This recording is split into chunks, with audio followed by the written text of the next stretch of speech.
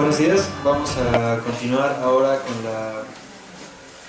con la mesa estudiantil y bueno, les informamos que hubo un cambio, un pequeño cambio en el programa.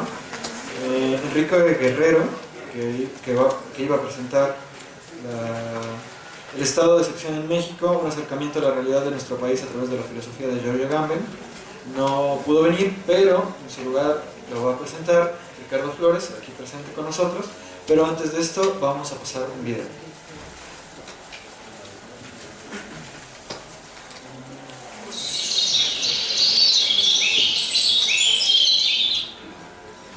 Una historia como la de muchos otros. Sé de cierto, lo he visto, que la palabra honesta y valiente puede convocar, acercar y unir, que el actuar nunca naufraga si persigue un ideal. Estudié la carrera de filosofía en la UNAM. De la filosofía he aprendido muchas cosas, entre ellas que cada uno de nosotros tiene un compromiso con los demás y con sus circunstancias. He participado socialmente dando clases de alfabetización, primaria y secundaria para adultos y ajedrez, apoyando la organización de talleres de análisis sobre América Latina, educación y sobre situación de nuestro país. He ayudado en la conformación de pequeñas cooperativas y uniendo mis anhelos y mi suerte a la de la gente. Nada de esto constituye un delito. Sin embargo, no son nuevos en este país los montajes que fabrican presuntos culpables y la tortura que viola los derechos humanos.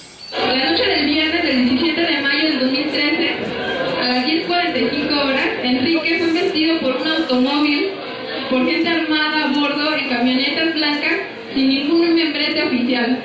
Eran sujetos vestidos de civil y armados. Le dispararon en diversas ocasiones, incluso cuando Enrique se bajó de su automóvil para pedir ayuda. Después de ser perseguido, estuvo desaparecido por más de 30 horas. Fui detenido por la Policía Federal la noche del viernes 17 de mayo de 2013 en el Distrito Federal. Por suerte, ninguna de las balas que me dispararon pudo alcanzarme. Por casi 30 horas fui torturado por personal de la Policía Federal y del aseido con amenazas, golpes, asfixia. Simularon mi ejecución, entre otras cosas. Todo para que aceptara un delito que no cometí y repartiera culpas que no conozco. Preguntaban también por gente que participa en el movimiento social. En tan difícil circunstancia repetí en mi mente las palabras que alguna vez escuché. Frente al dolor del mundo, mi pequeño dolor. Las horas parecían negar su paso, pero defendí la verdad de mi inocencia. Resisto la tortura, porque la tortura no terminó aquellos días. Vuelve y embiste de nuevo en la intimidad de la memoria. El terrorismo de Estado tiene diversas acciones, diversas prácticas. Una de ellas es la tortura. Una de las poblaciones objetivos son los jóvenes. En el caso de la tortura hay un 100% de impunidad, o sea, los torturadores nunca han sido castigados. De manera franca y humilde pido el apoyo y la solidaridad de quienes creen en la justicia, difundiendo mi caso y uniendo esfuerzos, alzando la voz contra la injusticia de cualquier medio o rincón posible. Caminemos juntos hacia un país mejor donde la injusticia, la tortura y la mentira no prevalezcan. Las acciones que hemos hecho, pues de entrada ha sido la realización de foros. El pasado abril de 2014 se realizó un foro en la Facultad de Derecho. En la Facultad de Psicología, el 27 de noviembre de 2014, otro foro llamado Los jóvenes ante la violencia, un camino histórico por la resistencia. En el Tribunal Permanente de los Pueblos precisamente se presentó un caso de Enrique Guerrero Aviña. Es un caso claro de fabricación de delito en donde la persona es inocente, pero evidentemente fue torturada y acusada injustamente. El caso de Enrique pues viene mucho a exhibir esta forma del sistema de detener a las personas. Es muy preocupante cómo lo que le sucedió a Enrique pues realmente nos puede suceder a cualquier persona.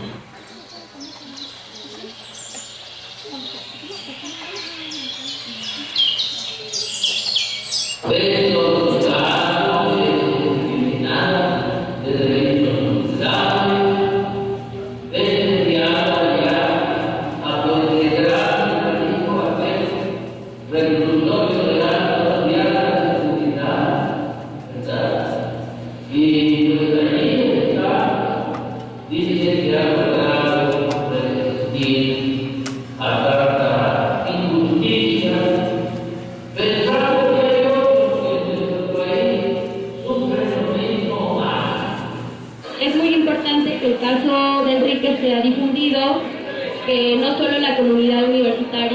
informe y le dé apoyo y le dé difusión desde el espacio en el que estemos cada una de nosotros, para que no se sigan cometiendo estas violaciones a derechos humanos, para que la tortura sea castigada.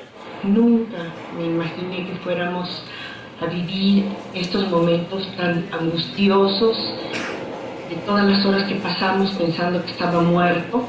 Por fin nos enteramos y Enrique ya había sido torturado, su coche balaceado por la Policía Federal, él también fue balaceado, pero gracias a Dios no le dio ninguno de los balazos. Y en los periódicos dijeron que sin disparar un solo tiro habían agarrado a una banda muy peligrosa. Nosotros hemos buscado la libertad de Enrique, su defensa tanto a nivel jurídico y de derechos humanos.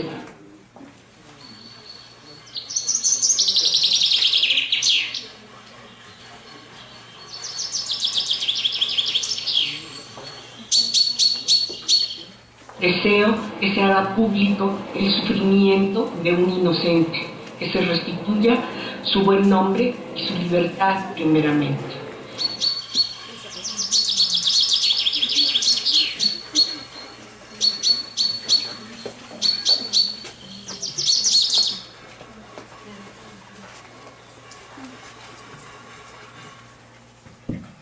Hola, buenos días. Bueno, pues el video es Enrique Guerrero y esta ponencia él la escribió pues desde Puente Grande, Jalisco. Y bueno, en realidad se trata de un trabajo mucho más amplio que realizó. Esto es una selección de un escrito que presentó en un extraordinario con el doctor Alberto Constante en la Facultad de Filosofía y Letras de la UNAM. Y bueno, y de aquí extrajimos la ponencia que ahora les leeré, que escribió Enrique. Nosotros, los hominis sacri. Cuando Felipe Calderón declaró la guerra al enemigo interno, al supuesto narcotráfico, reconoció explícitamente el estado de excepción. Poco a poco fue moderando su discurso, pero en los hechos el estado de excepción ya era y sigue siendo la regla. Hubo cambio de partido en las elecciones, sin embargo existe un hilo conductor, la seguridad y la violencia como técnicas de gobierno. Este es nuestro actual estado convertido en regla, el ejército, la marina, las policías y el gobierno violando la ley de modo compulsivo y fundamental. Gobierno y delincuencia se vuelven indiferenciables. Descubramos algunas acciones cotidianas que, estando prohibidas por la ley, ocurren de manera sistemática y paradójicamente sostienen el empoderamiento del derecho. Existe de manera legal un amplio registro de cómo las personas detenidas son llevadas a cuarteles o lugares indefinidos. Declaraciones y partes informativos de soldados y policías lo testiguan, con lo cual se viola el artículo 16 constitucional, el artículo 193 del Código Federal de Procedimientos Penales y el 7.5 de la Convención Americana de Derechos Humanos. También hay casos donde se disfrazan convenciones inverosímiles. En mi experiencia, la Policía Federal y su inmensa creatividad afirma que me presenté voluntariamente a las puertas del Aceido para cobrar el choque que yo solo tuve con una banqueta. Nunca se me explica por qué intentaría cobrar a policías federales el choque automovilístico contra una banqueta, y peor aún siendo un peligrosísimo delincuente. Se realizan detenciones arbitrarias justificadas en denuncias anónimas, inexistentes. Cualquiera puede ser atacado por policías y militares bajo el fantasma de la denuncia anónima, la apariencia de legalidad para violar la ley. El relator especial sobre la cuestión de la tortura y otros tratos o penas crueles, inhumanos o degradantes, Juan Méndez, declaró en reciente fecha que la tortura es un mal endémico en México, a pesar de encontrarse prohibida en el ordenamiento nacional y convencional. Todo ese tiempo reconocido o no en que los detenidos son llevados a cuarteles, a un no lugar, es el tiempo de la tortura. Asfixia, con bolsas, con agua, con toques, golpes, etc. Se trata del modus operandi de soldados, policías y ministerios públicos. En ocasiones todo esto se le llama con el eufemismo de trabajos de inteligencia. Para salvar la ley hay que considerar la letra muerta.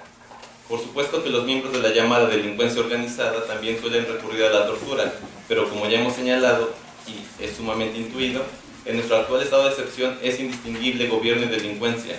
Todo intento de diferenciación corre el riesgo de terminar poniendo en primer plano las distinciones incidentales para ocultar la esencial identificación. El caso Tlatlaya no es un hecho aislado, es uno de tantos donde el ejército ejecuta civiles que no oponen ninguna resistencia. Un supuesto delincuente puede ser asesinado sin que esto constituya un homicidio ni un sacrificio, pero cualquiera puede ser marcado como delincuente. La presunción de inocencia que registra la ley en nuestros ius publicistas en la práctica no existe. Recorremos lo ocurrido hace algunos años cuando militares ejecutaron a estudiantes del Tecnológico de Monterrey. Los soldados pusieron armas a los cadáveres. El problema de su escenificación habitual llegó cuando salieron fotos previas. Los cuerpos no tenían arma alguna. Además resultó eran estudiantes a una universidad cercana al lugar donde fueron asesinados. Entonces la versión dio un giro. De haber sido abatidos por militares, pasaron a ser ejecutados por delincuentes que huían de los soldados. Hace poco murió asesinado Ricardo de Jesús Esparza, estudiante universitario de Jalisco que salió de viaje con sus compañeros rumbo a Guanajuato. Fueron al Festival Cervantino. Ahí fue detenido arbitrariamente por policías municipales de Guanajuato. De esto existen muchos testimonios. Apareció muerto en un lugar muy lejano al de su detención. La Procuraduría de Guanajuato armó velozmente la versión oficial. Murió al caer de una barda mientras intentaba robar una casa. Hablamos de un joven universitario sin antecedentes. Podemos volver a mi experiencia. 2 camionetas blancas me cerraron el paso y varios sujetos, aparentemente policías federales, me dispararon en repetidas ocasiones. Los impactos de bala quedaron en el motor y asiento del copiloto. Probablemente también en las jardineras que me cubrieron de sus disparos. Para mi fortuna sobreviví. En ese momento me convertí en un homo sacer. Si hubiera sido asesinado, no habría constituido homicidio ni delito alguno. Así se ataca a una persona de la cual no se tiene ninguna prueba en su contra, menos de su aprehensión. Una vieja historia cainita cuenta que un labrador de la tierra, un agricultor, se enfrentó a su enemigo, un pastor de ovejas. El labrador de la tierra venció en su batalla dándole muerte a su rival. El mismo relato es visto con otros ojos en el Génesis. Caín invita a su hermano Abel al campo, entonces se levanta contra él y lo mata. La diferencia es significativa. ¿Abel era su enemigo o su hermano? En la narrativa bíblica, Caín es condenado por Yahvé a vagar y ser extranjero en toda la tierra. Entonces el asesino cae en cuenta del peligro en que se encuentra. Se ha convertido en una especie de homo sacer. He aquí, cita Enrique, he aquí me echas hoy de la tierra y de tu presencia me esconderé, y seré errante y extranjero en la tierra. Sucederá que cualquiera que me hallare me matará. Con esto dice que Yahvé, al oír esto, le pone una señal a Caín y promete castigar 7 veces a quien dé muerte a este labrador de la tierra. El relato es rico en alegorías. No es nueva la idea de justificar el asesinato catalogado al otro de enemigo, delincuente. Caín se percató que se encontraba en estado de excepción y podía ser asesinado por cualquiera. Por otro lado, cabe preguntarnos, ¿qué significa la señal que pone Yahvé a Caín? ¿Es acaso una metáfora de la ley? Si la señal de Caín es una representación de la ley cuando ésta pierde su significado y queda solo como seña, entonces, ¿cualquiera puede dar muerte a este hombre? La muerte del delincuente es banal y profana. No hay sacrificialidad posible para él. Puede ser asesinado por cualquiera, pero podemos revestir la forma del enemigo, del delincuente. El asunto se juega en el poder y su narrativa, donde el hermano se vuelve enemigo. Sin duda alguna es poco común que un presidente o empresario transnacional adquiera la forma del homo sacer, ¿cierto? Sin embargo, esto suele evitarse con el uso de la fuerza. Se trata de una falta de poder de otros, pero, insisto, el asunto se disputa en la esfera del poder y su narrativa. Además, en ocasiones ocurre lo poco habitual. Mussolini, Kennedy, Allende, Colosio, Hussein o Gaddafi. Este punto nos hace reflexionar sobre lo siguiente. ¿Puede el soberano convertirse en homo sacer? A la luz del destello metodológico benjaminiano diríamos que no, pero un soberano puede dejar de serlo, por ejemplo, cuando un poder constituido es revocado por un poder constituyente. Sin embargo, todos los que no decidimos sobre el estado de excepción estamos en vilo. Otra práctica que tiene la fuerza de ley, sin ser ley, es la desaparición de personas. Uno de los íconos del rock argentino tiene razón. La persona que amas, los chicos del barrio, el vecino, cualquiera puede desaparecer, cualquiera desaparece.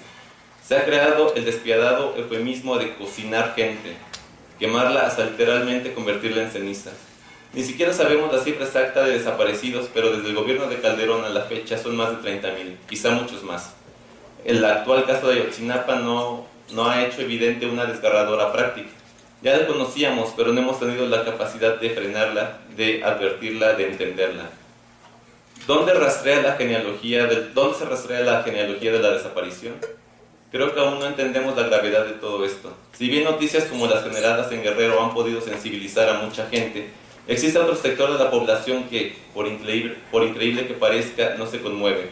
Aquí en prisión no ha sido un tema muy relevante, mucho menos conmovedor. El estado de excepción no lo sorprende.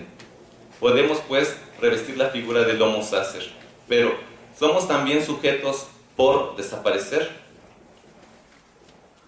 Cosa distinta, porque el desaparecido se desliga de su vida-muerte y se convierte en espacio, en umbral entre vida-muerte, tortura permanente para aquellas y aquellos que lo querían, dolor incompleto, experiencia trunca. Estamos pues aquí no solo para la muerte, sino también por desaparecer, potencia ligada al acto y por ser los homines sacri. Nos pasará como en el texto de Gog, una vez arrojados los sacos al mar, ¿nos resignaremos a esperar un turno? No hemos reflexionado lo suficiente en torno a la implicación existencial que tiene el hecho de que la muerte no se encuentra segura. En muchas zonas del país se vive sin la certeza de la muerte. La posibilidad de ser desaparecido es real, inminente. Encontrarse por desaparecer modifica radicalmente nuestro estar en el mundo. Quizá el otro no morirá, desaparecerá. Jaspers pensaba que toda filosofía surge de una crisis. ¿Qué clase de crisis puede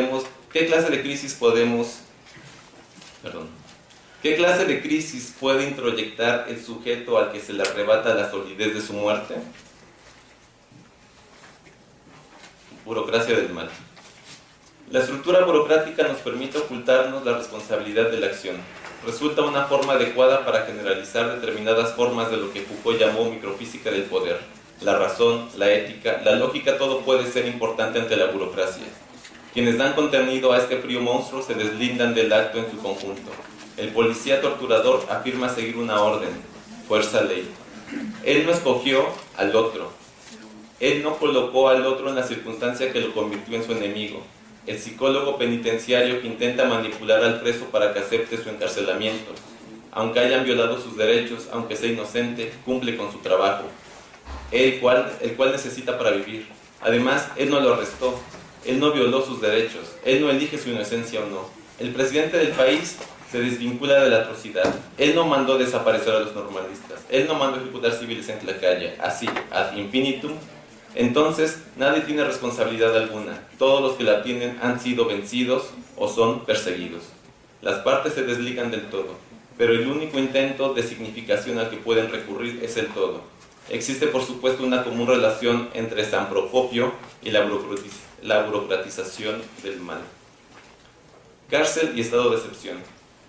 En este apartado me gustaría discutiéramos un punto, a mi parecer, un tanto impreciso en Agamben, la relación entre estado de excepción y cárcel, como bien escribieron Adorno y Horkheimer. La cárcel es una enfermedad incurable, lo revelan incluso los rostros de los presos, su marcha prudente, su forma minuciosa de pensar, como los enfermos no saben hablar más que de la propia enfermedad. Luego entonces no podía faltar la presente reflexión desde estos muros que se miran entre sí. Dice un adagio alemán que los árboles no dejan ver el bosque. En cierta forma las rejas no dejan mirar la cárcel, pero por otro lado, la experiencia viva puede abrir un doloroso camino de conocimiento. En concreto, quiero traer a la mesa la siguiente reflexión de Agamben. Y cita: una de las tesis de la presente investigación es precisamente que el estado de excepción, como estructura política fundamental, ocupa cada vez más el primer plano en nuestro tiempo y tiende, en último término, a convertirse en regla. Cuando nuestro tiempo ha tratado de dar una localización visible permanente a esto ilocalizable, el resultado ha sido el campo de concentración. No la cárcel, sino el campo de concentración es, en rigor, el espacio que corresponde a esta estructura originaria del numus.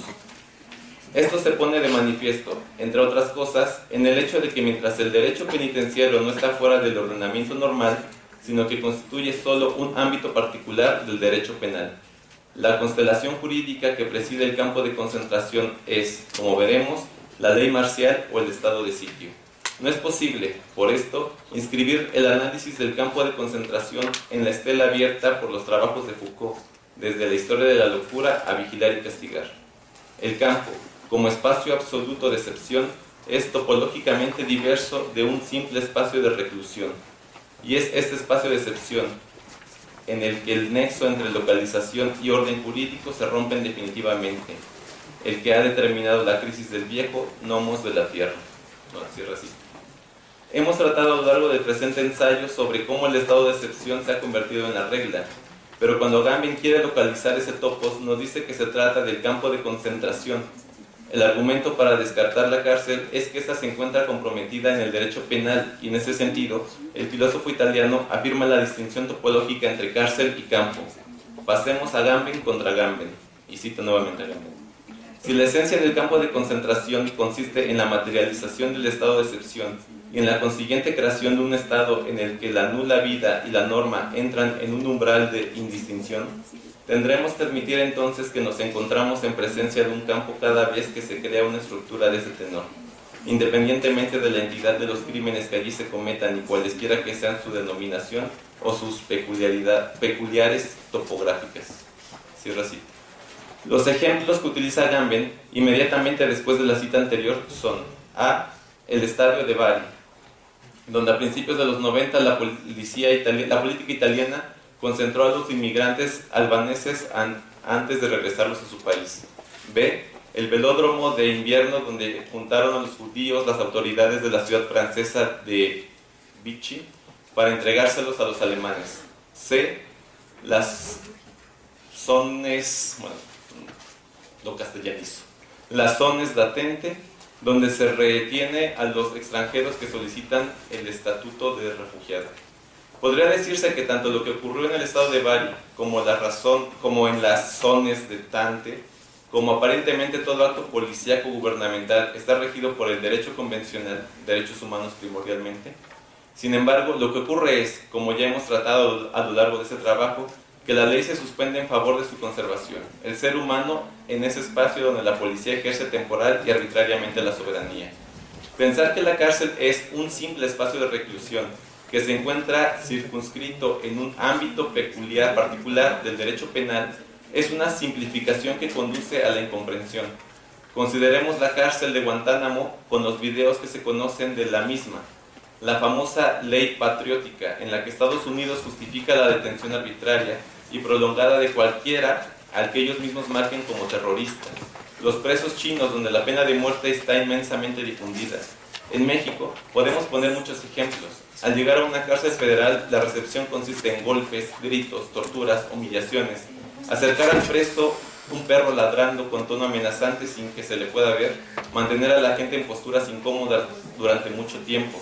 En esta recepción han muerto algunas personas.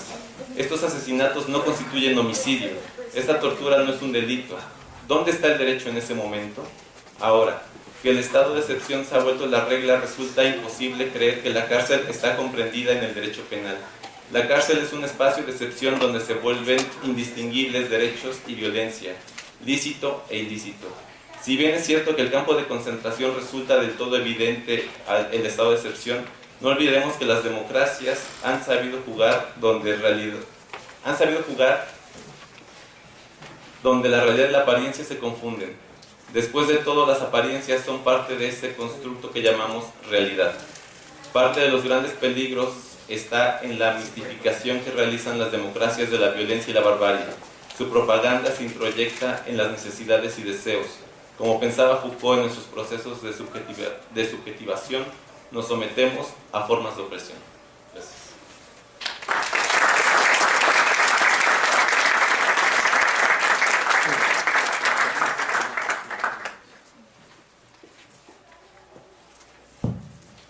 Bueno, ahora vamos a escuchar a Israel Galván con El reino de los del destierro.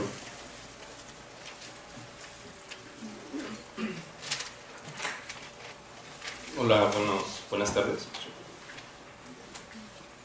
El título de mi ponencia es El reino de los del estiércol, una relación entre el mesianismo materialista de Walter Benjamin y la filosofía praxico-existencialista de Soren Kierkegaard. Con esta ponencia lo que pretendía en un principio era hacer una relación entre ambos autores. Ambos autores son de diferente época, y aunque pareciera ser que sus propuestas de pensamiento son diferentes, hay puntos en los cuales se intersectan, y de ahí fue que surgió este intento de presentar cuáles eran esos puntos de intersección en ambos autores. Adonai levanta del polvo al pobre y saca del muladar al necesitado. Los hace sentarse con príncipes, con los príncipes de su pueblo. Este es un fragmento del Salmo 113. Cuando algo no nos satisface, nos incomoda o atenta en contra, regularmente tratamos de encontrar el origen de esa insatisfacción e indagamos. Escarbamos hasta lo más profundo para encontrar esa irregularidad que nos aqueja y que no nos permite estar tranquilos. Dicho en términos coloquiales, le damos la vuelta al asunto con el fin de terminar esa inquietud. Cuando hablamos de subversión es necesario darle la vuelta a los asuntos, a las palabras, a los discursos, y cambiar, aunque sea temporalmente, los papeles que regularmente, por orden de la estructura, se mantienen inmutables e incluso impenetrables, debido a un sistema que los legitima y protege, y que por irónico que sea, los protege de aquello que en un principio prometió defender. En este caso es lo más pequeño. Su versión remite precisamente a eso, a la versión de los sub, de los de abajo, de aquellas y aquellos que debido a la injusticia imperante han tenido que jugar a lo largo de este drama cotidiano el papel de los vencidos. Pero es precisamente desde aquella posición, como dijo Walter Benjamin, donde radica la necesidad de contar la historia. A través de este trabajo presento dos propuestas que considero emanan de la búsqueda de una forma subversiva de pensar las problemáticas y conflictos que la humanidad ha atravesado a lo largo de su historia, y que saliéndose de las tradiciones, cánones y versiones legítimas de su contexto y tiempo, han provocado rupturas no solo en el trabajo intelectual, sino en la vida misma de aquellas y aquellos que las han recibido directa o indirectamente. Por un lado, Walter Benjamin desde su mesianismo materialista, y por el otro lado, Søren Kierkegaard a través de su filosofía práctico-existencialista. El primero, un judío alemán nacido en Berlín de la primera mitad del siglo XX, que huyó de la persecución durante la Segunda Guerra Mundial por parte del nacionalsocialismo, por miedo de ser asesinado debido a las duras críticas que hacía por su postura de izquierda, y quien falleció a la edad de 48 años tras suicidarse en Porto. El segundo, un danés de una provincia llamada Cochrane, enfermizo desde niño y que tras una larga trayectoria de críticas a la iglesia danesa, a la que acusaba de fomentar lo que él denominó cristiandad, terminó siendo excomulgado, rompiendo así todo tipo de relación con algunos de sus más allegados e incluso su propia familia. Kierkegaard murió a la edad de 45 años tras agudizarse su enfermedad que contrajo desde niño. Un dato que me llamó la atención de estos dos autores es que murieron jóvenes. Realmente no les dio tiempo, creo yo, para poder quizá concretar más lo que intentaban decirnos. El final de ambos autores, un proyecto llamado Reino de Dios. A simple vista pareciera que relacionar la propuesta de ambos autores es una tarea descomunal. Sin embargo, tanto el mesianismo materialista de Benjamin como la filosofía de Kierkegaard van enfocadas a realizar una crítica común, el idealismo alemán. Por un lado, Kierkegaard, quien desde joven, tras escribir el concepto de la angustia en toda referencia a Sócrates, formuló una dura crítica a Hegel y a la teología idealista. Kierkegaard nos narra que el auténtico cristianismo es algo que se ha perdido desde hace muchos siglos, y solo queda de él la ilusión de aquellos conversos que se convirtieron a una religión de masas a la que denominó cristiandad. Dicha cristiandad, que Kierkegaard decía, ese es el cristianismo al que Hegel se refiere como base del Estado, solo alentaba la irresponsabilidad de los sujetos que en medio de una sociedad enferma, como él la denomina en mi punto de vista, envuelve en una ilusión de salvación. La cristiandad se había convertido en la meta de las masas que reafirmaba únicamente su condición de elegidos y que trataba en consecuencia la inautenticidad y alineación de sus practicantes. Enrique Dussel, en una de sus charlas que dio en el 2013, decía que ese es un punto de encuentro también entre Kierkegaard y Marx, porque Marx critica precisamente a la religión, pero no necesariamente al cristianismo como nosotros lo entendemos, sino está haciendo una crítica también al cristianismo que piensa Hegel, ¿no? Y que también es la base del Estado. Es la misma crítica que va a hacer Kierkegaard también. Según Kierkegaard, el cristianismo solo surgirá en el momento en el que los sujetos estén dispuestos a creer en las paradojas que lleva consigo. Para Søren, Dios, cuya esencia es amar y ser amado, desea el bien y la plenitud de la historia. Desea transformar el mundo y precisamente por ello se revela en él y finalmente se encarna en hombre. Tal como Kierkegaard expresa en la ejercitación del cristianismo, La lógica de Dios es la lógica del amor, pero el amor no es necesidad, sino el nexo unitario de necesidad y libertad. Precisamente por ello Dios, en el esquema de Kierkegaard, no determina a priori la historia de los hombres, sino que construye un espacio donde existe la posibilidad. El fin último del hombre es para Kierkegaard alcanzar el reino de Dios. Sin embargo, el hombre por sí solo no puede alcanzar esta meta. Es incapaz de triunfar en su intento porque está atrapado en el reino de la naturaleza y en la esfera del pecado. Sin embargo, la humanidad no es una masa de condenados ni una masa de manta, como reduce en algún texto San Agustín, que adoptó de Calvino para formular su tesis sobre la predestinación. El hombre es un ser que tiene futuro, que puede esperar, diría Nietzsche, y será esta espera que se logre a través de la fe. La fe para Kierkegaard constituye el principio de bienaventuranza. Es un don de Dios que entrega al hombre para hacerle libre, para que éste colabore con él en la transformación del mundo, en la construcción del reino. Kierkegaard Climacus, un estudio sobre una educación aniquiladora. Bueno, esta parte es bastante extensa, por eso la voy a tratar de resumir en algunos puntos. En Migajas filosóficas, Kierkegaard utiliza un seudónimo llamado Johannes Climacus. Es importante recalcar que Kierkegaard usa seudónimos porque no es Kierkegaard precisamente el que nos va a decir esto, sino su seudónimo. Climacus es como una especie de filósofo, que tampoco se llama a sí mismo filósofo. Pero en este texto, lo que él intenta hacer es una propuesta que vaya más allá de Sócrates. Para Climacus, a diferencia de Sócrates, que creía que la verdad o el conocimiento de sí mismo se alcanzaba por medio de la reminiscencia, Climacus entiende que no, que de hecho es todo lo contrario, que la verdad o el ser, ¿no? A lo mucho a lo que se puede aspirar por medio del método socrático es encontrar el no ser. Dicho de otra manera, pasar por este proceso de desocultamiento, como lo llama Kierkegaard, a lo único a lo que nos va a llevar precisamente es encontrarnos que somos un no ser, una no verdad, y que en consecuencia nosotros necesitamos de alguien que nos ayude a alcanzar la verdad. Es en ese momento cuando Kierkegaard introduce el concepto del instante, el instante como una decisión eterna con una decisión finita. ¿Por qué introduzco esto? Porque precisamente este concepto de instante también lo vamos a encontrar en Walter Benjamin, pero con otro nombre, el famoso tiempo ahora. Y continúo.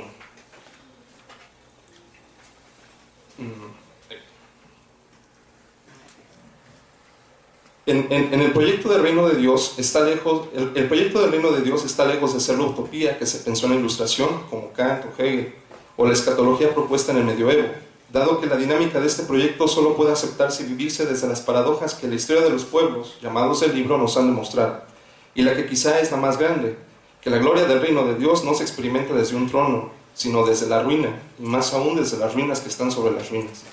En su fragmento teológico político, Walter Benjamin expone que el reino de Dios no es el telos de una dinámica histórica, y no puede plantearse como meta.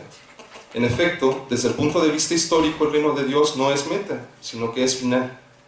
El reino de Dios, a través de la figura del Mesías, pues es el que redime, es el fin de todo acontecer histórico. Un final que llega a través y debido a la fuerza de una violencia redentora, destructora, o como Benjamin la nombra, una violencia divina. Benjamin menciona que el reino de Dios es el final. ¿Pero acaso Benjamin está pensando en una visión apocalíptica de destrucción o nos abre la pauta para pensar en una existencia alternativa en el mundo? Y si es así, ¿por qué a partir de la destrucción y no de la construcción, como varias posturas pedagógicas y filosóficas proponen? ¿Por qué llamar a esta fuerza violencia divina? Walter menciona que la violencia divina no solo se ve en la acción ejercida por el propio Dios, sino por esos momentos de consumación incruenta, consumación fulminante y redentora, y que una de sus formas de aparición se halla en su forma consumada en tanto que violencia educadora, fuera ya del derecho. Es decir, Benjamin expone que el reino de Dios se instaura en el momento en que sea exterminado todo poder que busque como meta fundar o establecer. Y es ahí donde se introduce también el concepto de tiempo ahora. Porque con la llegada del reino de Dios hay un momento de ruptura. Kierkegaard lo llamaría un instante. Dicho de otra manera, una realidad divina que se conecta con una realidad finita. No pensemos en términos metafísicos, porque cuando Benjamin está hablando de un reino de Dios, no está pensando en un reino idealista, como el pensamiento alemán lo podría entender, sino él está tratando de hablar precisamente de una realidad histórica también. En su tratado hacia la crítica de la violencia, Benjamin nos muestra la capacidad y pretensiones de fundación que tiene el derecho.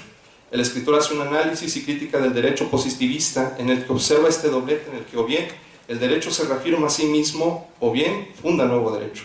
Sin embargo, esta cualidad puede encontrarse en otros sistemas. En el mismo texto, Walter nos expone que el mito también es un eje fundacional, ya no solo de derecho, sino de cualquier verdad que promueve las dicotomías que regularmente generan éticas y políticas y que normalizan la vida de los sujetos y sociedades. Es decir, lo bueno y lo malo, retornando nuevamente a tomar la forma de un nuevo Estado de Derecho. Es debido a esto que el derecho, menciona Benjamin, es aquel que ordena jurídicamente y con ello políticamente. Es aquel que funda o determina lo que es legítimo e ilegítimo en el quehacer de los sujetos, englobando así casi cualquier práctica, comportamiento y actitud para que sean reguladas por el Estado o sistema gobernante. Al final de la jornada diaria, es el Estado de Derecho el que legitima a las instituciones encargadas de mantener el orden, de vigilar, castigar y desechar a quienes buscan reivindicar su propia singularidad, a quienes por voluntad deciden ser disidentes del aparato que los regula, es decir, aquellas y aquellos que por medio de una violencia educadora están ahora fuera del Estado de Derecho. ¿Cuál es esta violencia educadora? Precisamente, yo entendí que la violencia educadora es algo muy similar a lo que Kierkegaard plantea en Migajas filosóficas. Cuando tú reconoces precisamente a partir de este proceso de crítica, de análisis, de examen a ti mismo, que eres un no ser. ¿Por qué? Porque precisamente, ¿qué es el no ser? Bueno, es un estado de nada. Y en ese estado de nada, precisamente, ninguna otra acción general que viene del exterior puede atravesarlo. Dicho de otra manera, el Estado de Derecho produce sujetos del desecho, puesto que al vivir bajo su lente, si llegan a faltar o a errar a lo establecido, regularmente estos sujetos oprimidos son puestos en prisión o llevados al exilio o desaparecen misteriosamente, como los 43 de Ayotzinapa o otros 20 y tantos mil más, ¿no? que conocemos este año surgieron. El Estado de Derecho desemboca su actividad en generar basura y desechos que deben ser llevados al basurero, o en este caso al muladar, que está lleno de aquellos que se catalogan como transgresores de la ley. No perdamos de vista el mesianismo de Benjamin y el cristianismo de Kierkegaard, pues es justo aquí, desde el muladar, donde cobra sentido exponer el reino de Dios, porque en este reino, que se caracteriza por tener como bandera la justicia, la paradoja y lo absurdo, cobran sentido. El muladar. Al principio de esta ponencia he mencionado el fragmento de un salmo bíblico. Para la tradición literaria de los pueblos semitas, los salmos son textos que juegan un papel bidireccional.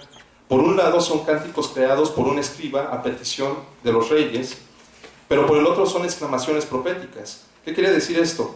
Que en un principio juegan la condición de ser textos lúdicos y poéticos que promueven el goce de los que lo solicitan, pero también llevan consigo una labor denunciante y edificante como la que el profeta o nabí desempeñaba. En el salmo versado anteriormente, el escritor nos muestra que no son los príncipes elegidos por el pueblo, ni los poderosos y ricos por herencia, ni los más sabios intelectuales, sino aquellos a quienes Adonai o Dios coge de la basura, del muladar, el estiércol, ¿no? Y que los eleva precisamente a su reino. Lo más cercano al reino de Dios, por paradójico que parezca, es un muladar. Los muladares no son lugares que se hallen a la vista y es que nadie quisiera acercarse a ellos. El muladar era un lugar donde se depositaba la materia fétida, los cadáveres, el estiércol. Era un lugar donde se mandaba todo el desecho con la finalidad de que se convirtiera en cenizas. Es un lugar donde no existen categorías. Sería una locura afirmar que hay un buen o mal cuerpo en putrefacción, ¿no? Digamos, sería ridículo pensar que tal estiércol es más agradable que el otro. En el muladar se desecha todo aquello que simplemente ha perdido su valor, si es que lo tuvo, y se arroja aquello que es perdido su utilidad. Es decir, lo que ha sido arrojado al muladar ha entrado a una realidad donde podría decirse todo es bañado de igualdad. En el reino de Dios, por su parte, las categorías también se ven perdidas. Al igual que en el muladar, se transforman en la locura. En la tradición veterotestamentaria encontramos algunos textos de la literatura profética del judaísmo posexílico, donde se menciona por medio de la metáfora el reino de Dios. En dichos textos, las reglas del orden lógico, semántico y legal se rompen. Es una visión del reino del absurdo. Destruirá la tierra con la vara de su boca, cito, es una cita bíblica, matará al malvado con el aliento de sus labios. La justicia será el cinto de sus lomos y la fidelidad del ceñidor su cintura. El lobo y el cordero vivirán juntos, el leopardo se echará con el cabrito, y juntos andarán el ternero y el cachorro de león, y un niño pequeño los guiará. Este texto era un texto favorito para Iván Karamazov. Han leído algunos de sus textos. Dostoyevsky, ¿no? Precisamente en Los Hermanos Karamazov es donde cita este texto. Pero afirmar que solo los pobres o marginados son los únicos que se encuentran en el muladar es demasiado apresurado y excluyente. Benjamin, en el apartado sobre el Annulus Novus, escrito en sus tesis sobre la historia, menciona que el huracán llamado Progreso desemboca en las ruinas sobre ruinas. Sin embargo, estas ruinas no debemos entenderlas únicamente desde la geopolítica que se observa en el exterior. Ya lo decía Fromm, estas ruinas también están presentes en el corazón del hombre, y cito a Benjamin en su tratado, en su fragmento teológico político, en una condición efímera llamada nihilismo. La destrucción tiene que comenzar en el corazón, lev, que significa voluntad para los semitas. Y aunque en apariencia hablar de destrucción es algo negativo, esto no es así. Benjamin expone que la intensidad mesiánica inmediata, la perteneciente al corazón del ser humano individual interno, pasa por la desdicha, por el sufrimiento. Manera de conclusión, solo en el muladar y finalmente en el reino de Dios, como realidades paradójicas y contradictorias para los que estamos inundados de categorías, este pensamiento de lo imposible se vuelve posible. Walter Benjamin afirma que de ningún modo puede ser una realidad política el reino de Dios, y por eso mismo el orden de lo profano no puede levantarse sobre la idea del reino de Dios. Por eso también la teocracia no posee un sentido político, sino puramente religioso. Porque si las instituciones religiosas están atrapadas y atravesadas por las mismas relaciones de poder que el Estado y el Estado de Derecho, como dirá Kierkegaard, y cualquier otra clase de organización o institución, es importante mostrar que lo religioso, a lo que Benjamin se refiere, va más allá de la religión. Así que quien acceda al reino de Dios debe sellar sus labios, debe guardar un secreto ante tal misterio tremendo, como diría Rudolf Otto. ¿Por qué? Porque este es un reino de los del absurdo. Porque se sabe que la intención de dicha realidad no es fundar o instaurar algún poder, no es degradarla en una religión o una realidad política, sino todo lo contrario. Su intención es destruir todas estas cosas, todas estas categorías en nombre de la justicia. Pero si en todo caso, más allá del derecho a la violencia, le está asegurada su existencia como violencia pura e inmediata, queda así demostrado que, y cómo también se hace posible una violencia revolucionaria, y qué nombre hay que dar a la suprema manifestación de la violencia pura del ser humano. Esta es una cita de Benjamin. El reino de Dios ya está trabajando secretamente en la vida como un trozo de levadura oculto en la masa de harina. Yeshua, en la figura mesiánica de los cristianos, no duda nunca de este final bueno, ni siquiera en el momento de su ejecución. A pesar de todas las resistencias y fracasos que produzcan, este reino será una realidad tan vieja como el corazón humano. Un mundo donde se busca la justicia, empezando por los últimos, donde se acoja a todos sin excluir a nadie de la convivencia y solidaridad, donde se cura la vida liberando a las personas y a la sociedad. Gracias.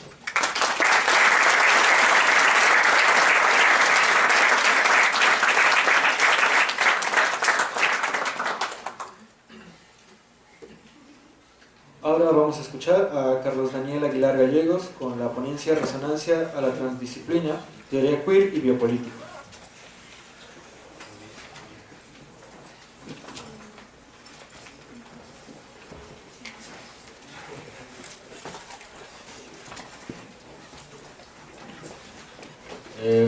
Buenas tardes, días, colegas. Me da gusto estar aquí compartiendo estas emocionantes palabras que nos están diciendo aquí los compañeros. Cuando se trata de un coloquio estudiantil me da mucho gusto porque se trata o nos da esta cuestión de que los estudiantes no estamos atrás y el profesor enfrente, sino que ya nos posicionamos en un igual, o sea, ya no hay el más ni menos. Entonces, pues, muchas felicidades por esta subversión y bienvenidos y a darle. Entonces, pues yo le quise nombrar esta cosa resonancia a la transdisciplina justo por eso, porque digo, no me voy a enfocar en una sola cosa. O sea, aquí la cuestión trans es ir aquí, ir acá, ir allá, ir a todos lados. La teoría queer, porque pues últimamente lo he estado trabajando, biopolítica, porque digamos que se enlaza demasiado. Entonces, pues, bueno, voy a comenzar a leer este trabajo que es medio simplón, que me hubiera gustado, pero bueno.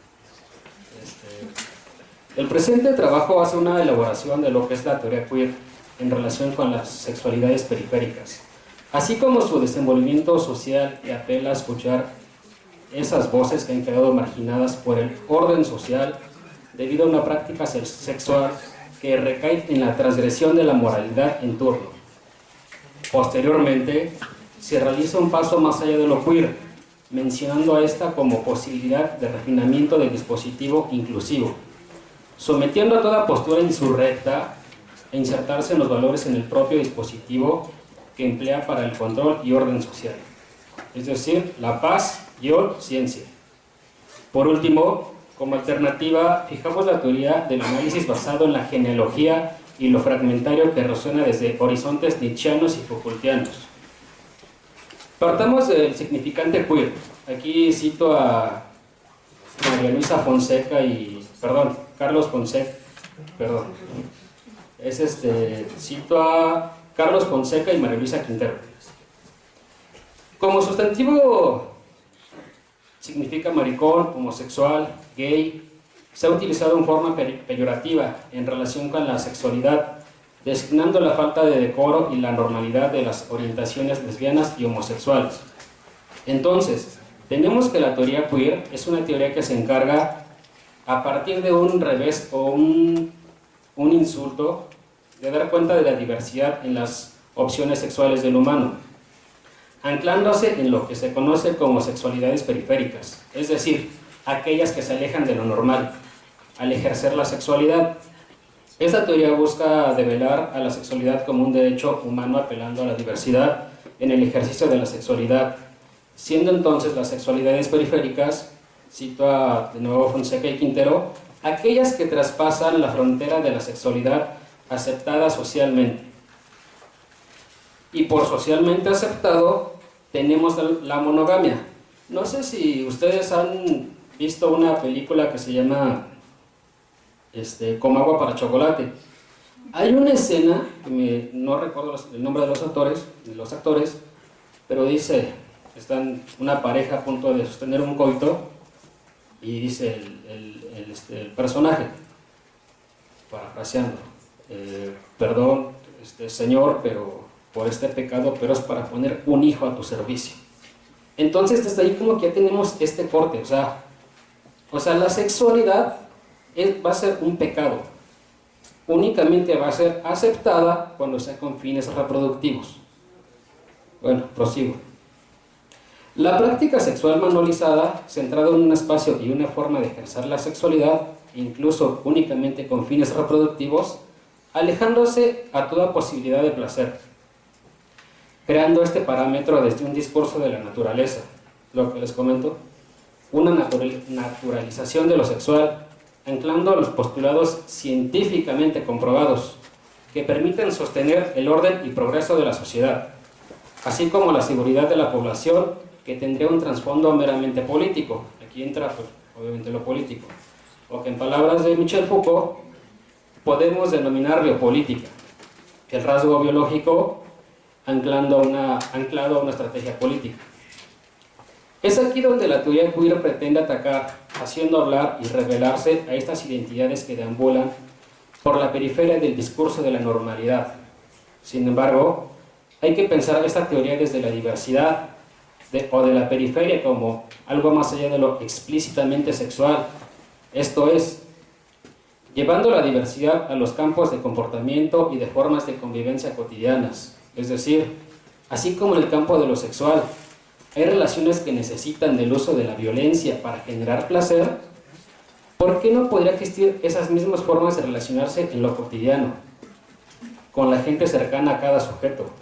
Si bien la teoría queer también apela al rechazo de toda clasificación, de todas formas busca ser un todo, un mundo totalizador de la diversidad. Habrá que cuestionar la forma de asumir el carácter transgresor que de ella emana. Ya que si miramos detenidamente a estas posturas emergentes y diversas que han sido violentadas y marginadas, aún así caerían en el vicio de mantener los valores aptos para que la sociedad pueda funcionar. Aquí yo miré un cuestionamiento y como cierto lo dijo el profesor, un sí y un no.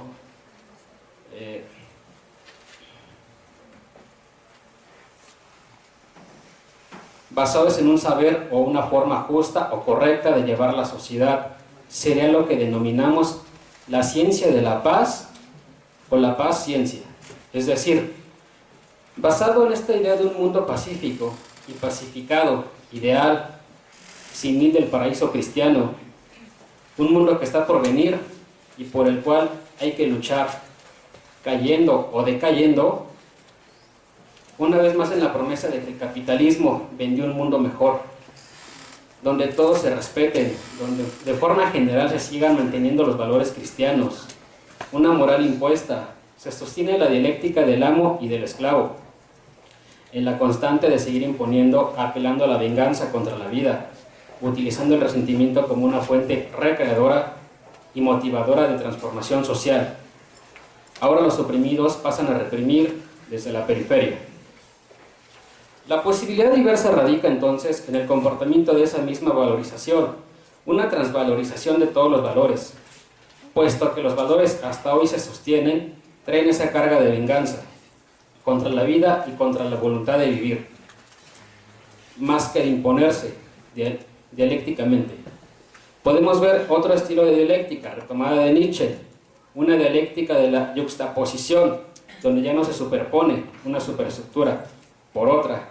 Más bien hay un constante roce entre una cosa y su contra, un colocar al lado. Formar una cantidad inconmensurable de posibilidades haciendo uso de los conceptos en su sentido amplio. Esto es, como medios y no como fines, no como imposición, una forma de decir o de utilizar, sino una constante de transformación conceptual y por ende perceptual. Pensemos, si la percepción no está permeada por esta misma idea de confort y linealidad, preguntémonos si no es que percibimos las cosas de una forma tan simple por el hecho de la enajenación y la imposición de lo superestructural. ¿Hasta dónde ha permeado la enajenación en el sujeto?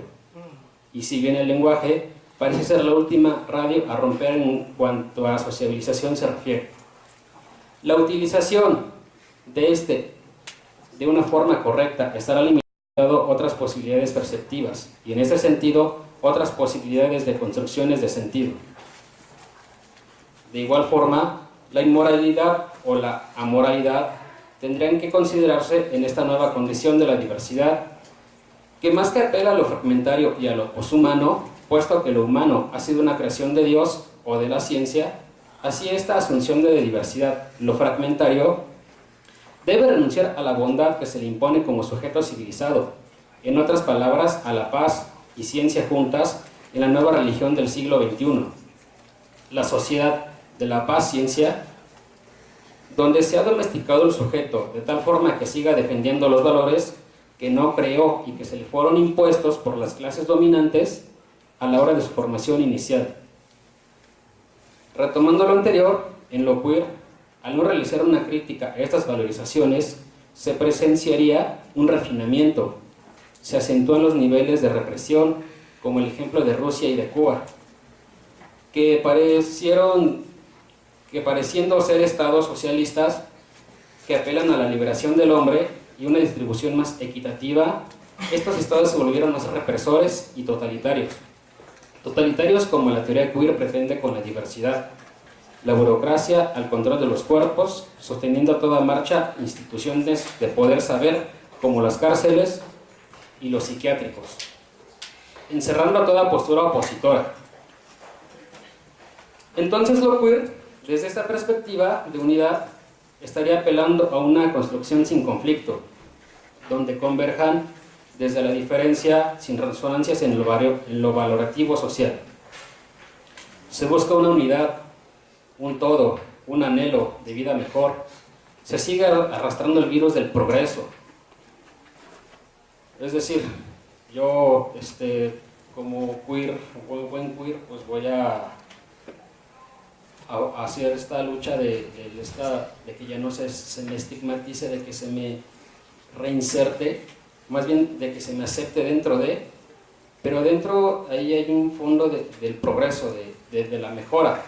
Eso es lo que les decía hace rato, digo, lo fragmentario por este lado es que un poco la idea de Foucault, de que pues vámonos todos a la desviación y Deleuze lo lleva a sus últimas consecuencias y pues digo, lo asume y la prueba es que se suicida, pero aquí, por ejemplo, en lo queer no podría llevarse una fragmentación, digo, desde mi punto de vista, completamente, porque pues si si no se me acepta, pero a la vez yo soy queer y estoy pues viviendo mi estilo de vida y soy totalmente diferente a los demás, pues entonces ahí podría haber un conflicto de pues, no sé, una guerra civil, pues demasiados conflictos. Por eso es que por un lado lo queer se trata de insertarse, o sea, de que ya no se le estigmatice,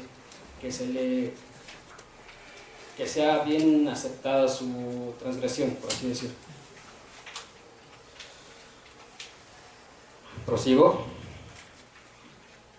Se sigue arrastrando el virus del progreso y una forma de vida mejor, sin dar cuenta del disciplinamiento de los cuerpos, haciendo aún una renuncia a los placeres, propios de los placeres del otro, los del prójimo. Uno se vuelve el deseo del otro y el deseo es del deseo del otro, donde todo está desde la sana convivencia, desde la eliminación del sadomasoquismo social, sin violencia y con paciencia. Cito Foucault: la represión no sería otra cosa que la puesta en acción dentro de esa pseudopaz socavada por una guerra cotidiana, una relación de fuerza perpetua. Fin de la cita. Por el contrario, lo fragmentario da cuenta de la no unidad, del no sentido, de pertenencia, donde el yo se escinde de forma infinita. Todo sentido queda como una mera construcción, tal como nos muestran los genealogistas en la búsqueda de la procedencia, en el sentido de Nietzsche que retoma Foucault. La búsqueda de la procedencia no funda, al contrario, remueve aquello que se percibe inmóvil, fragmenta lo que se pensaba unido. Fin de la cita. Entonces, lo fragmentario hablaría de la eliminación del propio sujeto, de la unidad, de la identidad que le es propia a la teoría queer. Cito Foucault: allí donde el alma pretende unificarse, allí donde el yo se inventa una identidad o una coherencia, el genealogista parte de la búsqueda del comienzo. El análisis de la procedencia permite disociar al yo y hacer pulular en los lugares y plazas de su síntesis vacía. 1000 sucesos perdidos hasta ahora. Fin de la cita. Con eso estaríamos haciendo el seguimiento de la muerte de Dios, Nietzsche, de la muerte del padre, Freud, de la muerte del Estado, Marx, y ahora la muerte del hombre, Foucault. Asumiendo la muerte, la no unidad y viviéndola, el vacío, el sinsentido, lo fragmentario, de la forma más placentera posible, dejando de lado la temporalidad basada en los servomecanismos que propone Brownstein, que persiguen un horario del cumplimiento del deber. ¿Cuál deber?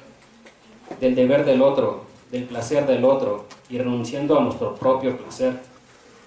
Por ejemplo, es ahí donde el homosexual renuncia a su propio placer cuando se funda a partir del otro. Es decir, yo homosexual no es que yo tenga problema porque sea homosexual y no se me acepte, sino que yo estoy inconforme a partir de que el otro me está fundando.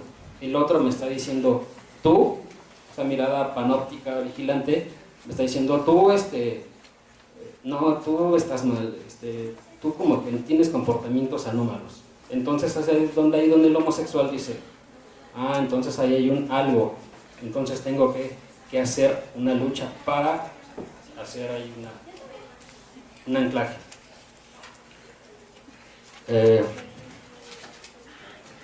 Hagamos de lo social un arte erótico, digo ahí como una propuesta.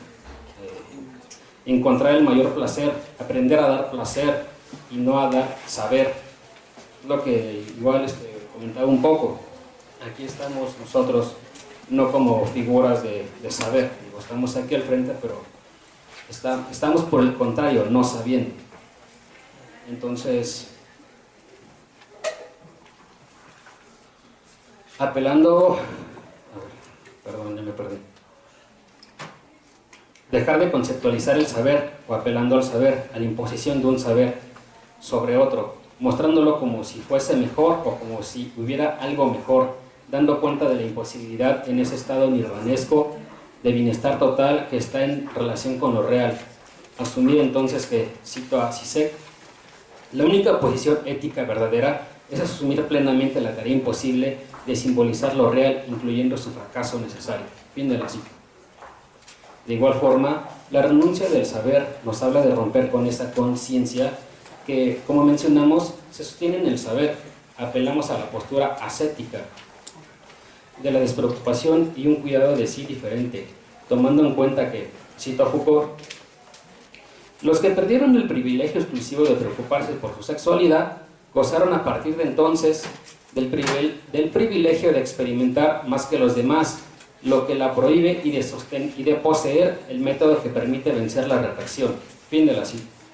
Entonces, podemos concluir que la sociedad justa y satisfactoria que pretende la teoría queer solo puede estar anclada a un nivel de enajenación incuestionable, que no apele a la sociable insociabilidad y renuncia con la infinita recombinación simbólica que puede ejercer el sujeto del lenguaje, en cuanto al pensamiento de moral dicotómico se refiere, asumiendo también la inmoralidad de los sujetos. Cito a Foucault: ¿por qué no podríamos aceptar la idea de que hay personas totalmente amorales, que caminan por la calle y son absolutamente capaces de cometer homicidios o infringir mutilaciones, sin experimentar sentimiento de culpa o escrúpulo de conciencia algunos? Fin de la cita.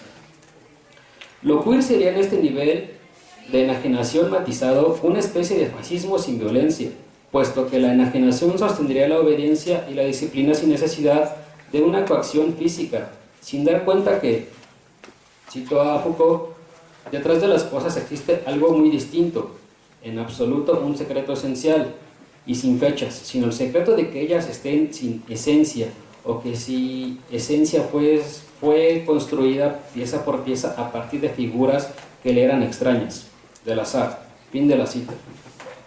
Lo que existe, entonces, serían condiciones azarosas, condiciones de conflicto de intereses, singulares que chocan en el devenir histórico, condiciones de construcciones simbólicas que permiten la generación de otras y el entendimiento diferente de las pasadas. La genealogía da cuenta de eso, de que todo origen parte de condiciones previas. Una vez más, no hay cero y no hay fin. Muchas gracias.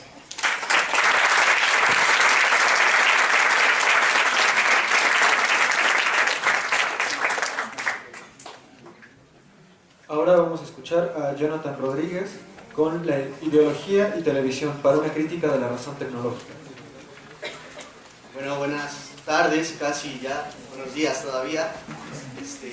Quiero agradecer primero que nada a todos aquí por su presencia.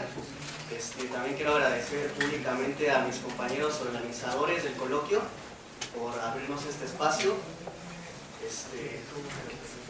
Voy a comenzar a la lectura del texto para hacer más ágil esto. Más o menos el título dice pues de qué va y bueno, a ver qué pasa.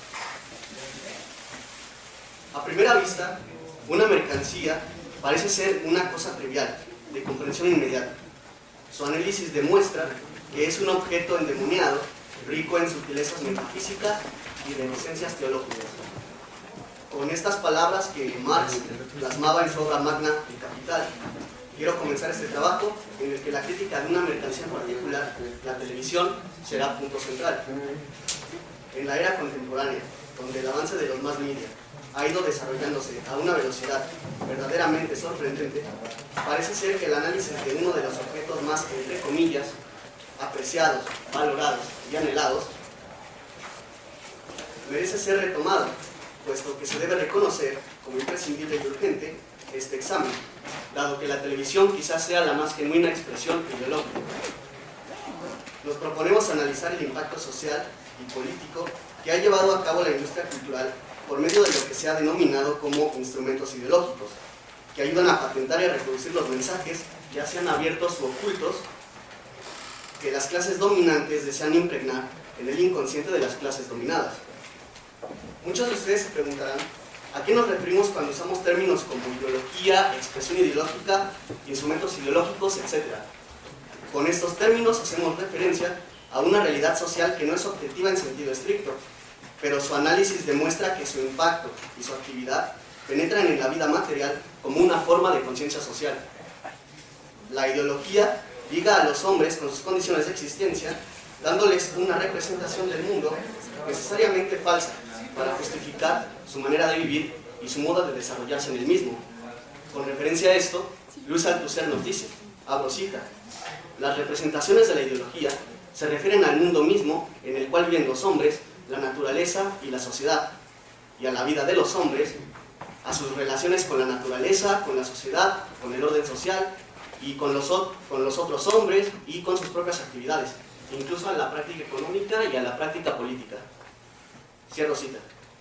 De esta manera, los hombres ligan sus condiciones de existencia a la ideología a la que se encuentran sometidos, a saber, la ideología tiene diferentes niveles, los cuales se manifiestan de manera diferente en cada individuo, pero que si se quiere, tienen el mismo objetivo, mantener la ligazón de los hombres a sus condiciones de existencia.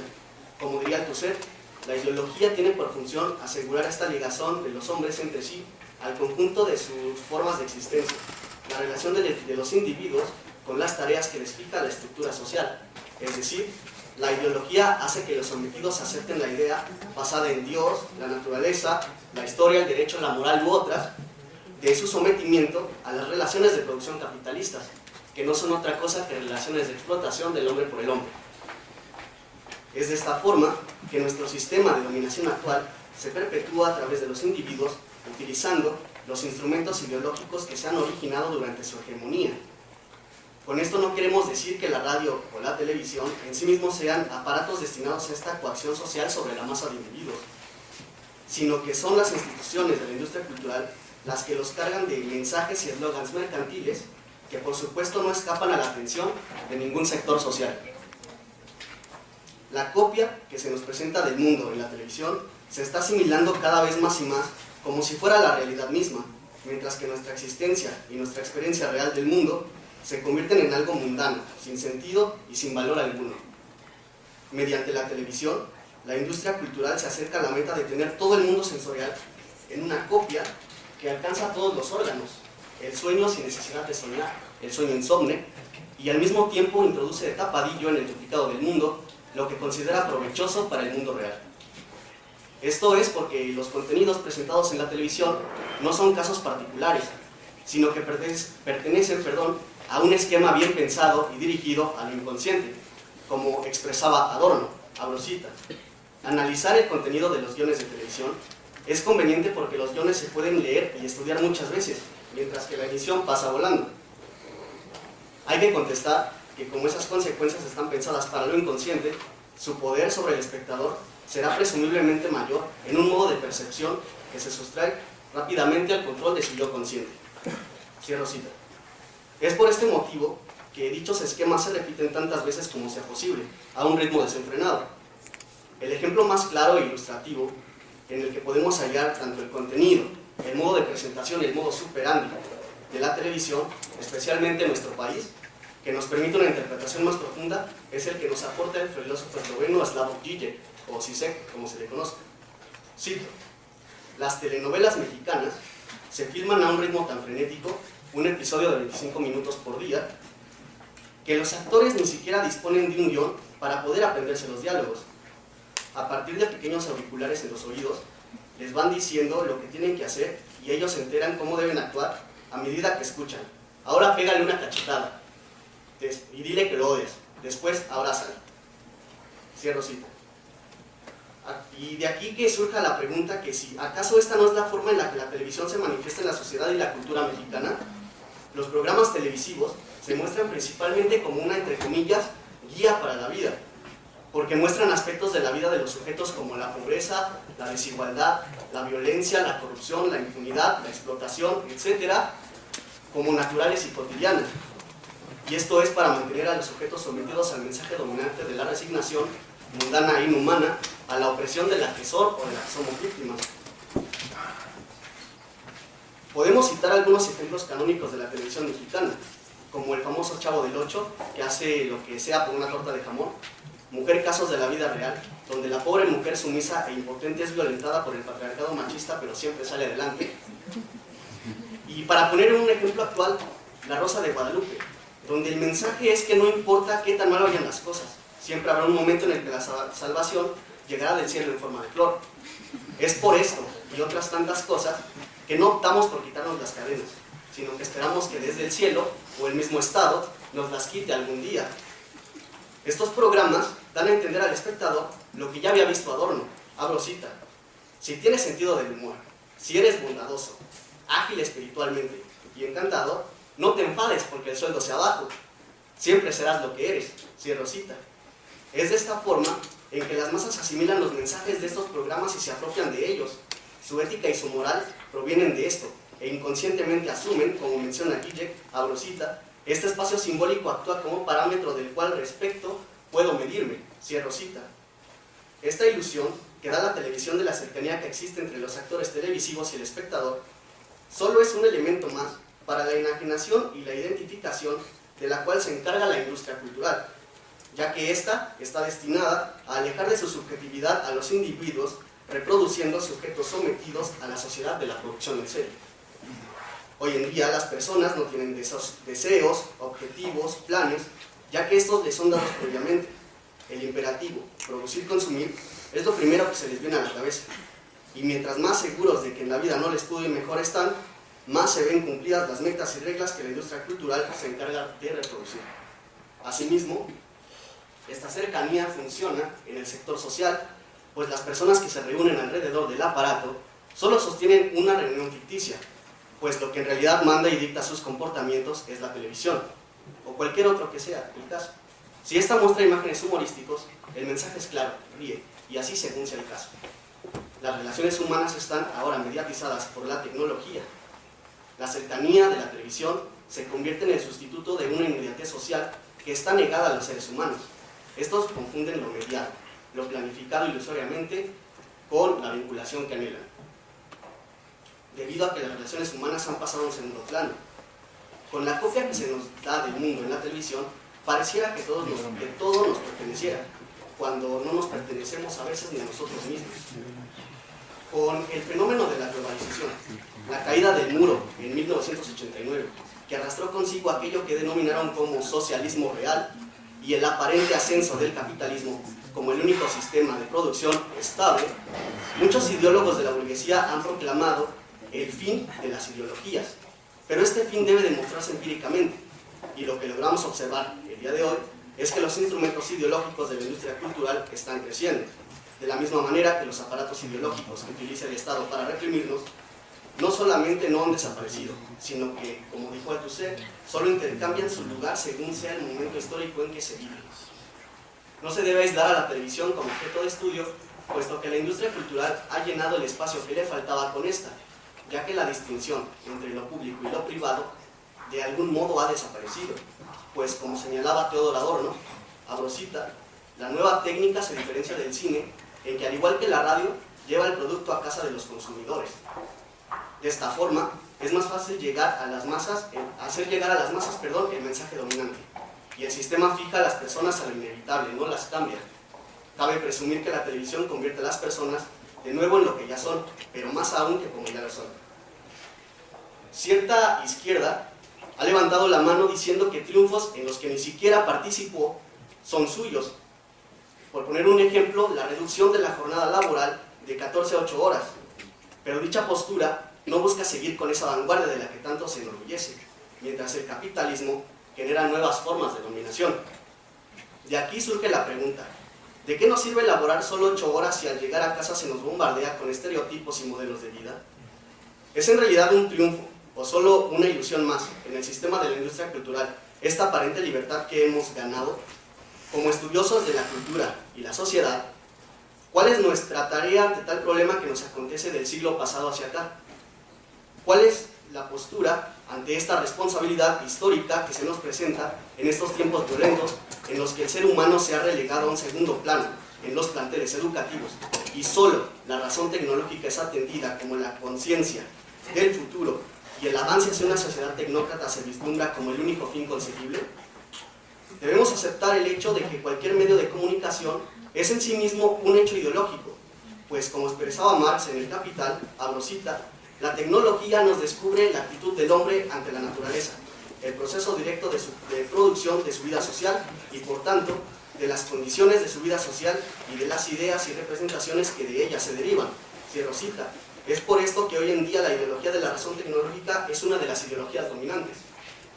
Si bien los estudios y los análisis críticos de los instrumentos ideológicos utilizados por la industria cultural para el sometimiento de las masas son necesarios, no debemos tomar una postura pesimista ante tales sucesos si no queremos posicionarnos como esa pseudoizquierda que se siente totalmente amparada por el sistema vigente y que no hace nada por salir de este. La nueva tarea que se nos presenta como nuestra responsabilidad histórica es la toma de conciencia revolucionaria de lo que podemos hacer con los instrumentos ideológicos para convertirlos en un nuevo sistema de aparatos con el fin de ejercitar a las masas y prepararlas como actores de su propia vida social y de su función histórica. Como señala Bolívar Echeverría, Abrosita, tratar con el nuevo sistema de aparatos requiere la acción de un sujeto democrático y racional capaz de venir en lugar del sujeto automático e irracional que es el capital, cierro cita. Este nuevo sistema de aparatos debe ser arrebatado de las manos de quien los posee en la economía cultural vigente y recobrar su función encaminado a la emancipación del hombre y la sociedad. Por muy desconsolador que parezca el futuro, si deseamos la llegada de una sociedad realmente igualitaria, la toma de los medios de comunicación es un hecho que evidentemente debe ser tomado en cuenta como fundamental en la lucha revolucionaria. Dado que la expansión de los medios de comunicación, la televisión especialmente, ha llegado a la mayoría de los sectores sociales, este hecho debe ser aprovechado para la función social decisiva, que es la toma de conciencia de la explotación de la que son víctimas las masas de individuos. La televisión debe servir para la tarea emancipadora y para ejercitar al ser humano en aquellas percepciones y reacciones que están condicionadas por el trato con un sistema cuya importancia en su vida crece día a día, como acertar a Walter Benjamin. Asimismo, el trato con este sistema de aparatos le enseña que la servidumbre al servicio del mismo solo será sustituida por la liberación mediante el mismo cuando la constitución del humano se haya adaptado a las nuevas fuerzas productivas. No debemos condenar a la televisión, puesto que solo es una pequeña parte de todo un sistema donde la industria cultural rige los movimientos y mensajes que se proyectarán al público en general. El día de hoy, a la televisión se están sumando otros instrumentos que debemos hacer pasar a un nuevo sistema de aparatos. Su función y expansión están alcanzando niveles históricos. La suma a la reflexión de estos nuevos aparatos, así como el de la televisión, es fundamental, puesto que, como nos indica Adorno, Abrosita, no se puede profetizar qué va a pasar con la televisión. Lo que la televisión es hoy no depende de la invención, ni siquiera de las formas particulares de su utilización comercial, sino del todo del que la televisión forma parte. Para que la televisión cumpla la promesa que resuena en su propio nombre, tiene que emanciparse de todo aquello con lo que ella revoca su propio nombre y malvende la idea de la gran felicidad. Nuestra responsabilidad histórica es recobrar la función social de este sistema de aparatos para alcanzar los fines emancipatorios que en ellos se vislumbran, para acabar con esa autoenajenación que hace al hombre gozar estéticamente de la estupidez en la que se encuentra sumergido, así como le permite vivir felizmente su propia autodestrucción.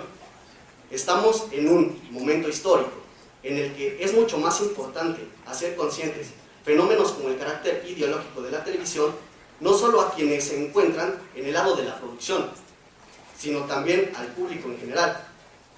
La opresión se moderniza por todas partes, expandiendo por todas partes, las formas de mistificación que permiten ocultar nuestra condición de esclavos. En conclusión, mostrar la realidad tal como es y no tal como la presenta el poder constituye la subversión más genuina. Solo la verdad es revolucionaria. Muchas gracias.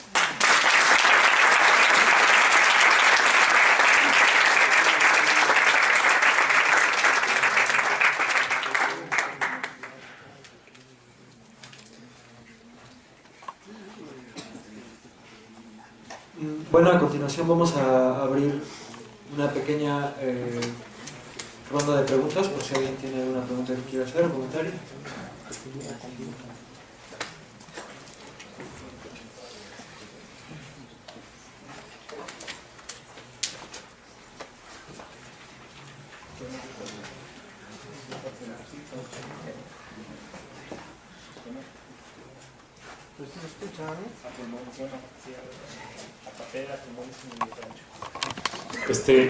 Pues muy buena mesa y pues a cada uno, empezando por la de Enrique.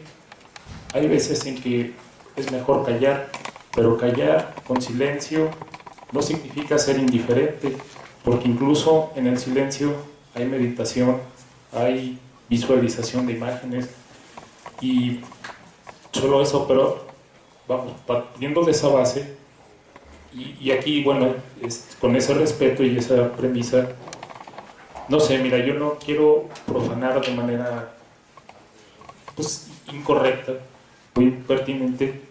Yo leí un libro que por ahí salió de la colección de Proceso que se llama Los Malditos. Quizás por ahí pueda haber claves. No te digo que la solución o algo nos lleva a una reflexión, pero quizás por ahí pueda haber claves, porque a mí también me sorprendió esa lectura, que a todos desde luego nos enriquece, pero te digo, o sea, bajo ese respeto y esa premisa, quizás por ahí pueda haber algunas claves. De la segunda es de Israel, sí. Mira, yo me gustó tu ponencia. Solo te comparto una experiencia, yo me voy a atrever a decirlo benjaminianamente, ¿ves? Nosotros trabajamos allá en la universidad un seminario, y en una vez hubo ocasión de hacer profanaciones, y si me permite aquí utilizarlo, y nos fuimos, vamos, porque hay compañeros de diferentes, están trabajando diferentes proyectos, la licenciada de todos los niveles, circo, maroma y teatro, y llegamos a hacerlo hermenéutico. Yo me horroricé, dije, no, o sea, a Benjamin hay que hacer de eso, ¿no? Que ¿cómo te diré? Que efectivamente es producto de una época donde se empiezan a cuestionar ya, digamos, todos estos sueños de la razón, donde podemos decir, Nietzsche es el Hermes o el Juan Bautista, y Kierkegaard, pues, el equivalente, ¿no? Es decir, digamos, quizás le vaya más lo de Hermes a Nietzsche, y Kierkegaard un Juan Bautista, pero quizás ya estos, digamos, Husserl, Heidegger, Sartre y el mismo Benjamin, o sea, digamos, son portadores de una imagen mesiánica, tratan ese tema, pero en un sentir de una época. Y entonces hay que ser cuidadosos, ¿no? al tratarlos, porque fue horrible, la verdad, para mí o sea, se vale como decir profanar, pero no quiero utilizar esa palabra que es muy fuerte, o sea, corromper, pero sino vamos a corromper, no subvertir, ¿verdad? Porque entonces ahí hay una perversión del discurso, y cuidado, o sea, eso no es subversivo, eso es del otro bando. Y nada más esa observación, te digo, sin demeritar o sin cuestionar, solo porque te digo, nosotros hicimos ese ejercicio y yo la verdad salí, no con sentimiento de culpa, sino no podemos hacer esto aquí, ¿no? Bueno, hay otras anécdotas, pero no me quiero extender. Al compañero Carlos, mira, yo también te felicito, ¿por qué? Porque son discursos de poder, y son discursos de confort, y son como unos neorrománticos a la manera del 18, ¿no? Y ay, aquí estoy a todo. O sea, yo tengo una frase, ¿no? Quien no estudió los modernos, sintió el romanticismo, pues no estudió filosofía, no disfrutó, pero quien se queda ahí, pues aguas, ¿no? Y estos discursos de poder parece que eso hace, que desde luego son importantes, pero no los corrompamos de esa manera. Y entonces me parece muy valiente tu actitud de decir, bueno, se critica. ¿Por qué? Porque también partiendo de la premisa de que el poder no es lineal, o sea, el poder no se desenvuelve de manera lineal, sino que va jugando, se va configurando, digo, en esta tesitura de los discursos que tú manejas. Y entonces, bueno, yo tengo casos vivenciales donde la mayoría se hace minoría, y bueno, pero yo te felicito porque de eso es lo que se necesita. Es ahí donde está la subversión. Porque hay de estos, hay muchos, hay un menú, vamos, como buffet, y dices, bueno, esto, no, y brincan, y se enojan, y racionalista, asqueroso, ilustrado, ideologista, imperialista, no, espérate, o sea, no va por ahí. Y yo te felicito, porque por ahí van las cosas, y no, vamos, citando también a Benjamin, es el diálogo, ¿no? En esta crítica, para una crítica de la violencia, dice, bueno, ¿qué otra forma hay de resolver los conflictos que no sea el derecho, el lenguaje? Y ahí es donde creo que tú estás apuntando, y ahí es donde hay que movernos, pienso yo, para poder realmente, o sea, poder obtener quizás no definiciones, sino, no sé cómo decirlo, pero por ahí va.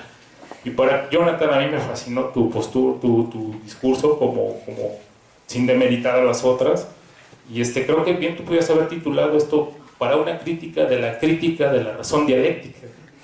Porque pues yo, no es por separar rudos y técnicos, buenos y malos, pero yo, vamos, y lo analizamos allá en donde estoy con Pedro Páramo, ¿no? Entonces, un país de muertos, o sea, muertos en vida y muertos, y vamos, como decía el compañero, o sea, es decir, ya ni ese respeto haya eso, ¿no? Pero es que eso apuntaría a lo que tú dices, o sea, no quedarnos en esa tragedia. Que a veces, vamos, yo como el maestro, creo que es un movimiento pendular, o sea, es decir, de lo que está, por decir algo, existencialismos, etcétera, etcétera, posmodernos, pero también está esta otra parte. Entonces no puedes excluirlas, también es un movimiento pendular, pero yo te felicito porque sin separar en rudos y técnicos, yo me quiero hacer más a la idea, que es así como lo planteas, y es todo.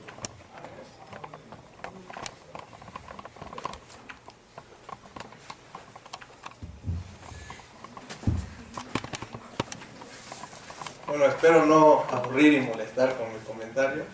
Primero, al estado de excepción. Creo que sería interesante también pensar quién es el homo sacer, si realmente todos somos homo sacer o solo hay unos que son homo sacer. ¿Por qué? Por ejemplo, el derecho de guerra y el derecho de gentes y contra los derechos humanos se crea a raíz de la Segunda Guerra Mundial, a raíz del nacionalsocialismo. Y a Hitler, por ejemplo, se le juzga, no van a tachar de fascista, ¿no? A Hitler, por ejemplo, se le juzga como si estuviera ya dentro del derecho de guerra y estas cuestiones. Se le juzga por los asesinatos, etc. Y se le juzga fuera de su estado, fuera de Alemania. Se le lleva a Israel a juzgarle donde es colgado. Toda esta forma de tratar a Hitler ya fue fuera del estado de derecho. Ah, sí, perdón. Gracias por la corrección. Sí. Se va afuera, se sale precisamente de la organización que ya tenía el derecho, y entonces inclusive los que van contra ahora el que era el estado de excepción, reproducen un estado de excepción. Y me parece que por ahí va un poco lo que dice Agamben, en el sentido de que el estado de excepción se volvió la norma, precisamente porque el origen, digamos, de nuestros estados modernos, que yo diría que se podría ubicar en la creación del Estado de Israel, fue precisamente ese, que el derecho ya no importaba, sino que hay quien lo utiliza y es el estado de excepción permanente, que ya no se dice, ahora estamos y ahora no estamos, sino que ya es la regla general. Y entonces pregunto eso porque digo, ¿realmente somos todos los homo sacer? Y entonces voy a traer un caso de aquí en México, por ejemplo, ¿cuántos muertos hubo hasta antes de que ya hubiera empezado a haber manifestaciones? ¿Y quiénes hicieron las manifestaciones? Y entonces, por ejemplo, cuando eran hijos de personas públicas, inmediatamente el gobierno intentaba encontrar culpables y no, fue un accidente, Pero cuando mataron a varios, decenas, por ejemplo, de La Varona, de la estación, eran daños colaterales, eran sicarios, eran de narco, no se necesitaba hacer investigación porque pues, nadie luchaba por ellos. Me parece importante porque habría que ver que sí hay un estado de excepción, que sí hay homo sacer, pero tampoco es que seamos como todos, o sea, hay quienes son, entonces habría que ubicar a quienes son a los que se les está tratando así, porque entonces estaríamos viendo cuál es la dinámica precisamente de nuestros gobiernos y contra quién o contra quiénes son los que se está ejerciendo precisamente esa violencia. Nada más así como un comentario. En relación también, por ejemplo, lo de la mierda y todo esto, creo que, como comentaba aquí un compañero, creo que no entendí bien el concepto de mierda, pero bueno, hay dos formas en las que yo lo entiendo. Una es, por ejemplo, los restos que quedan, es mierda, porque es desecho, entonces es inservible, apesta, y entonces dice, por ejemplo, Benjamin, hay que voltear a verlos, ¿no? Porque hay que rescatar esos desechos, hay que reutilizarlos. Y entonces, bueno, pero si es mierda y todo es igual, entonces no tiene sentido, o sea, no sirve. Yo diría, bueno, tampoco es que toda la mierda sea igual, porque, por ejemplo, la mierda mía, yo no le tengo tanto asco a la mierda de los demás, ¿no? O sea, yo voy a defecar y no me siento tan asqueado como si veo que alguien defeca. Entonces creo que no hay tampoco distinción. ¿Por qué? Porque, por ejemplo, en España, el Partido Popular saca tweets, varios de ellos burlándose de, no, es que esos le tiran obviamente a ¿cómo se llama el partido de Pablo Iglesias? Podemos. No, es que ellos que quieren el marxismo otra vez y regresar al estándar. Y entonces se burlan de, es que esos son para las fosas. Y dices, cabrón, ¿no? Uno del PP, fascista, me está echando burlas de que hay que ir a las fosas, cuando tengo muertos que no sé que ni siquiera dónde están y no los he localizado, y se burlan ellos de esto. Entonces no es la misma mierda, porque la mierda de ellos, sus muertos, y valen, pero los de los otros, les a la fosa, ¿no? Entonces tampoco es que sea tan igual. En relación a lo de la cuestión de la ideología, efectivamente creo que lo que propone, lo que hace el capitalismo en sus medios de comunicación, ideológicos, etcétera, es desligar que el sujeto y los individuos se den cuenta de la explotación. Pero lo que me parece que sería importante, bien importante puntualizar, es que la explotación se da en los medios de producción, en los modos de producción. Entonces lo que te hace el capitalismo es pensar que tú como individuo tienes que trabajar, juntar capital, porque así vas a salir adelante. Porque el capitalismo dice que se puede. Y dices, pues sí, hay clases medias que pues sí, le estudian y llegan a carreras, doctorados. Pues sí, salen adelante con el capitalismo. Pero cuando dices, ¿y las comunidades indígenas? Y cuando dices, ¿y los marginados de la Varona? Que sí, no estudian, que son huevos, que sí, porque tienen condiciones históricas que nos han llevado a eso, ¿no? Entonces, o sea, yo le digo, no, pórtate así, o le digo, ¿sabes qué? Yo entiendo tu lucha y me uno a tu lucha, ¿no? Porque yo sé cómo funciona este sistema capitalista y sé cómo funciona esa explotación. Entonces, ¿cómo le haces a la gente salir de la ideología? Porque, bueno, yo soy de los que planteo que no puede salir de la ideología, ¿no? Que, por ejemplo, el capitalismo es una ideología como el socialismo comunismo sería una ideología. Solo que en el socialismo comunismo la ideología sería, no, tú no puedes ni ser libre, ni salir de la explotación ni nada como individuo, es como sociedad. ¿Y qué es lo que quiere decir esto? Que para salir de esa explotación lo que necesitas es organizarte con tu sociedad. ¿Por qué? Porque la cosa está difícil y la explotación como individuo nunca vas a salir. Entonces cambiar esa ideología de la sociedad y pensar que en colectivo es como tenemos que trabajar, cambia la visión. Y entonces hay, por ejemplo, en referencia hace rato lo que se decía del semillero, de las tendencias. ¿Qué es lo que propone, por ejemplo, el zapatismo y esto? Pues hay que reflexionar nuestra sociedad en el mundo. ¿Pero para qué? No nada más es echar la reflexión, no nada más es compartir, y después ¿qué sigue? Organizarse para crear las resistencias contra el sistema, etcétera. ¿Pero a qué va esta organización? Pues a organizarse para resolver sus problemas, pero entonces también para crear modos de producción distintos, colectivos, y ya no seguir en esas dependencias. Vamos a dejar hasta aquí las preguntas porque tenemos un poco de tiempo encima y para tomar un pequeño receso. Pero antes de eso, les vamos a entregar estas constancias que ratifican que son muchachos subversivos.